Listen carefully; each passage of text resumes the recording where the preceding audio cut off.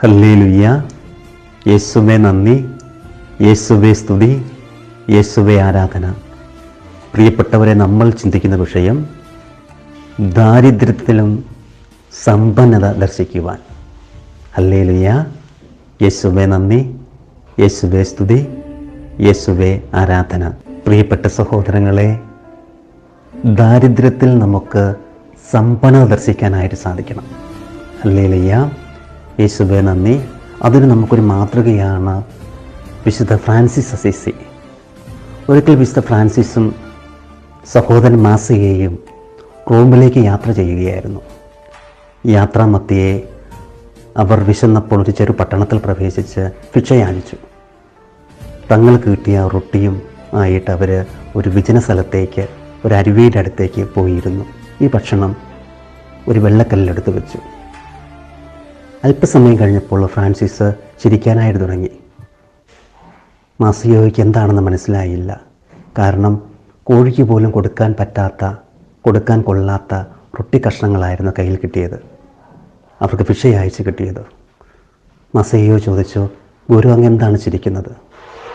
ഉടനെ ഫ്രാൻസിസ് പറഞ്ഞു, സഹോദര, ഈ റൊട്ടിയിലേക്ക് നോക്കൂ, ജലത്തിലേക്ക് നോക്കൂ, ഈ റൊട്ടി വെച്ചിരിക്കുന്ന വെള്ളക്കല്ലിലേക്ക് നോക്കൂ. ഇവയെല്ലാം ദൈവം നമുക്ക് വേണ്ടി എത്ര മനോഹരമായിട്ടാണ് ക്രമീകരിച്ചിരിക്കുക. അതിൽ നമ്മൾ സന്തോഷിക്കുകയല്ലേ വേണ്ടത്? പ്രിയപ്പെട്ടവരെ, ഈ കൊടിയ ദാരിദ്ര്യത്തിലും ഫ്രാൻസിസിന് സമ്പന്നത കണ്ടെത്താൻ കഴിഞ്ഞത് സകല സമ്പത്തിൻ്റെയും ഉടയോനായ ദൈവത്തെ സ്വന്തമാക്കാൻ കഴിഞ്ഞതിനാലാണ്. ഹല്ലേലൂയ.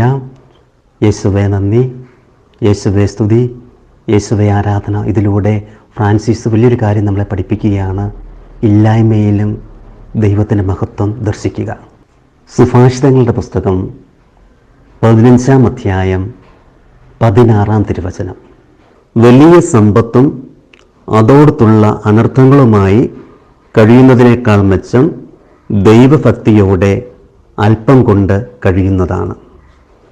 ഹല്ലേലൂയ. യേശുവേ നന്ദി. വചനം പറയുന്നു, ദൈവഭക്തിയോടെ തുച്ഛമായതുകൊണ്ട് കഴിയുന്നതാണ് വലിയ സമ്പത്തുമായിട്ട് കഴിയുന്നതിനേക്കാൾ മെച്ചം. ഹല്ലേലൂയ. യേശുവേ നന്ദി, യേശുവേ സ്തുതി, യേശുവേ ആരാധന. ഈ വചനം നമ്മൾ മനസ്സിൽ കുറിച്ച് വയ്ക്കുക.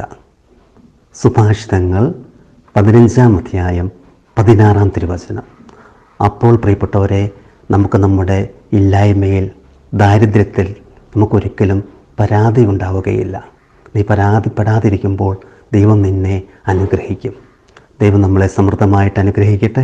നമ്മുടെ കർത്താവായ ഈശോ മിശിഹായുടെ കൃപയും പിതാവായ ദൈവത്തിൻ്റെ സ്നേഹവും പരിശുദ്ധാത്മാവിൻ്റെ സഹവാസവും നമ്മളെല്ലാം കൂടി ഉണ്ടായിരിക്കട്ടെ, ഇപ്പോഴും എപ്പോഴും എന്നേക്കും. ആമേൻ. ഈശോ മിശിഹായ്ക്ക് സ്തുതിയായിരിക്കട്ടെ.